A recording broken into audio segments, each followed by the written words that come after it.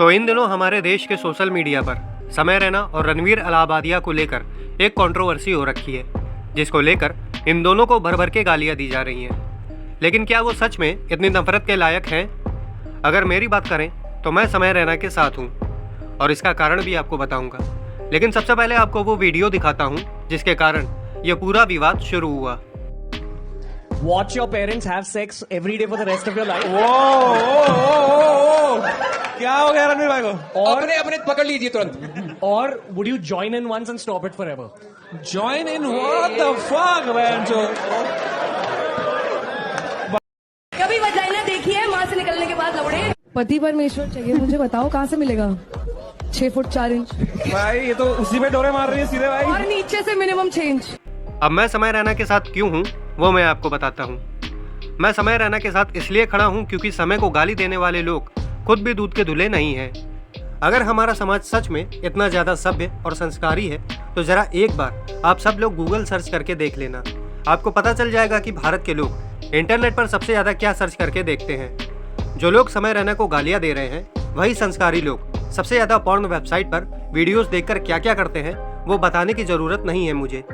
हाँ, ये बात सही है कि रणवीर ने कुछ ऐसी बातें बोली हैं जो उसे नहीं बोलनी चाहिए थी, लेकिन बाद में उसने माफ़ी भी मांगी थी, जिसके लिए उसे माफ़ी मिलनी चाहिए थी, क्योंकि हर इंसान को अपनी गलती सुधारने का एक मौका ज़रूर मिलना चाहिए।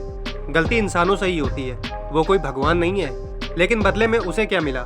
जान से मारने की धमकी, उसकी माँ के क्लिनिक पर हमला हुआ और एक आदमी कह रहा था कि उसे फांसी दे देनी चाहिए।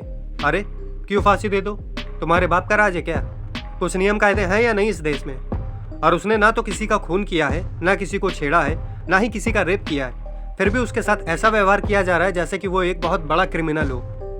हमारे देश के एक राज्य के मुख्यमंत्री मीडिया के सामने आकर एक्शन लेने की बात करते हैं और दूसरे राज्य के मुख्यमंत्री सीधा FIR दर्ज करवाते हैं, वो भी खुद। हमारे देश में हर रोज बलात्कार की घटनाएं सामने आती हैं, लेकिन क्या कभी किसी मुख्यमंत्री को देखा है कि वो तुरंत मीडिया के सामने आकर कोई स्टेटमेंट दे दे? देश में क्राइम कंट्रोल नहीं हो रहा है और फालतू के विवाद में मुख्यमंत्री अपना समय देने को तैयार है। अब बात करते हैं फिर से हमारे समाज की। सच बताना, क्या हम अपने दोस्तों के बीच आपस में कोई ऐसी बात नहीं बोलते हैं जो हमें एक दूसरे को नहीं बोलनी चाहिए?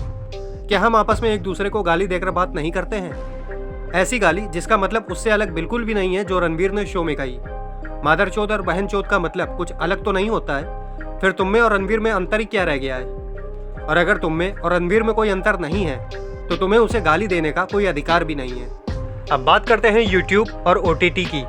YouTube और OTT पर आपको ऐसी बहुत सारी वेब सीरीज़ के अश्लील कंटेंट मिल जाएंगे जहां पर भाभी देवर, ससुर बहू, चाची भतीजा, सौतेली माँ और भाई बहन जैसे रिश्तों को लेकर इतने घटिया वीडियोस आपको मिल जाएंगे जो शायद आप अपने परिवार के साथ बैठकर कभी देख भी नहीं सकते, लेकिन इससे कभी किसी को कोई समस्या नहीं होती।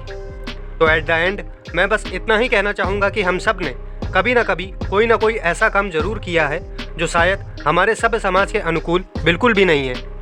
और आपके काले कारनामे समाज में उजागर नहीं हुए हैं तो आप चैन से बाहर घूम रहे हैं, वरना आप भी कोई दूध के धुले नहीं हैं।